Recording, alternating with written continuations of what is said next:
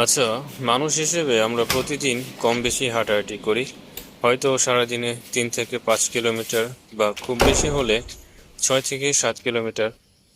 আর এইটুকু হাঁটার পরে আমাদের মধ্যে ক্লান্তি চলে আসে। কিন্তু কখনো কি মনের ভুলেও ভেবে দেখেছেন এই বিশাল পৃথিবীর বুকে এমন একটি পথ আছে যেখানে কোনো গাড়ি, বাস, ট্রেন কিংবা প্লেনের সাহায্য ছাড়া কেবল নিজের দুটি পায়ের ওপর ভর করে হেঁটে পাড়ি দেওয়া সম্ভব? কোনো বানানো গল্প বলছি না। এরকম হাঁটার রাস্তা পৃথিবীতে আছে, যে পথটা শুরু হয়েছে পৃথিবীর এক মহাদেশ থেকে আরেক মহাদেশ পর্যন্ত। সাউথ আফ্রিকার কেপ টাউনের উপকূলীয় এই পথটির সূচনা, আর সেখান থেকে দীর্ঘ আঁকাবাঁকা পথ অতিক্রম করে এটি শেষ হয়েছে রাশিয়ার চরম শীতল আর বরফে ঢাকা এলাকা মাগাদানে গিয়ে। আপনি কি কল্পনা করতে পারেন এই পথের দূরত্ব কত? এই পুরো পথটার দৈর্ঘ্য হলো 22,387 কিলোমিটার। একটু সহজ করে বলি, আমরা যদি বাংলাদেশ থেকে সোজা আমেরিকার দূরত্বের কথা চিন্তা করি, এই হাঁটার পথটা তার থেকেও অনেক বেশি দীর্ঘ।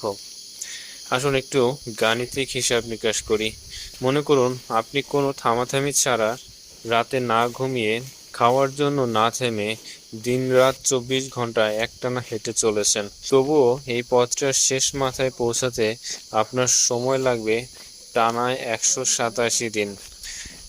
আর বাস্তব জীবনে তো 24 ঘন্টা হাঁটাহাঁটি করা সম্ভব নয়।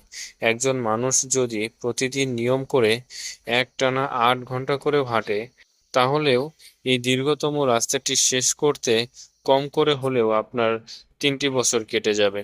এই দীর্ঘ পথ পাড়ি দেওয়ার মূল চ্যালেঞ্জটা কিন্তু দূরত্বে নয়। মূল চ্যালেঞ্জ হলো পৃথিবীর সবচেয়ে প্রতিকূল সব আবহাওয়া আর ভূপ্রকৃতির মুখোমুখি হওয়া। চিন্তা করে দেখুন, এই একটিমাত্র পথ সম্পূর্ণ হেঁটে শেষ করতে গিয়ে আপনাকে পার হতে হবে পৃথিবীর 16টি আলাদা আলাদা দেশের সীমান্ত। আপনার যাত্রাপথটি কোনো মসৃণ বা আরামদায়ক হাইওয়ে নয়। এই যাত্রার শুরুতেই আপনাকে ঝলসে দেবে আফ্রিকার সাহারা মরুভূমির পানির তৃষ্ণা। আপনার সহ্য ক্ষমতার চরম পরীক্ষা নেবে। আর মরুভূমির সেই তপ্ত বালি পার হতে না হতেই আপনাকে পেরিয়ে যেতে হবে বিশাল সব জঙ্গল, বিপজ্জনক পাহাড় আর অন্তহীন কাদার রাস্তা। কিন্তু কষ্টের এখানে শেষ নয়।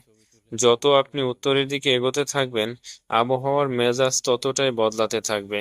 মরুভূমির সেই ছাতি ফাটা রোদের পর আপনার মাঝে অপেক্ষা করছে রাশিয়ার সাইবেরিয়ার বরফে ঢাকা মাগদান এলাকা, যেখানকার তাপমাত্রা নেমে যায় -50 ডিগ্রি সেলসিয়াসের নিচে। অর্থাৎ এক পাশে আপনাকে সহ্য করতে হবে শরীরের চামড়া পুড়িয়ে ফেলা গরম, আর অন্য পাশে সহ্য করতে হবে হাড় কাঁপানো -50 ডিগ্রি বরফ জমা ঠান্ডা। বিজ্ঞান ও আধুনিক প্রযুক্তির এই যুগে মানুষ চাঁদে পৌঁছে গেছে ঠিকই, এভারেস্টের চূড়ায় উঠেছে, কিন্তু আজ পর্যন্ত ইতিহাস গড়ে পৃথিবীর কোনো মানুষ এই পুরো পথটা হেঁটে শেষ করতে পারেনি। কোনো ব্যক্তি আজ পর্যন্ত সাউথ আফ্রিকা থেকে রাশিয়া পর্যন্ত এই পুরো 22,387 কিলোমিটার দীর্ঘতম হাঁটার পথ সম্পূর্ণ জয় করতে পারেনি। কিন্তু প্রশ্ন হলো, কেন আজও পর্যন্ত কেউ এই পথটি পার করতে পারলো না? কারণটা খুবই সাধারণ। শুধু প্রচন্ড গরম বা হাড় কাঁপানো ঠান্ডা সহ্য করাই তো শেষ নয়, 16টি দেশের পাসপোর্ট ও ভিসার জটিলতা, বিভিন্ন দেশের রাজনৈতিক অস্থিতিশীলতা, যুদ্ধক্ষেত্র আর দুর্গম অঞ্চলে হিংস্র বন্যপ্রাণীর আক্রমণ, সব মিলিয়ে এই পথটি কেবল দীর্ঘ নয়, একেবারেই অসম্ভব এবং প্রাণঘাতী। সেই জন্যই এই পথটি জয় করার স্বপ্ন বহু মানুষের থাকলেও বাস্তবে তা করা কখনোই সম্ভব হয়ে ওঠেনি। যাই হোক, যারা এই দীর্ঘ বকবক ধৈর্য সহকারে শুনেছেন, তাদের ধৈর্যের তারিফ করে এখানেই শেষ করছি।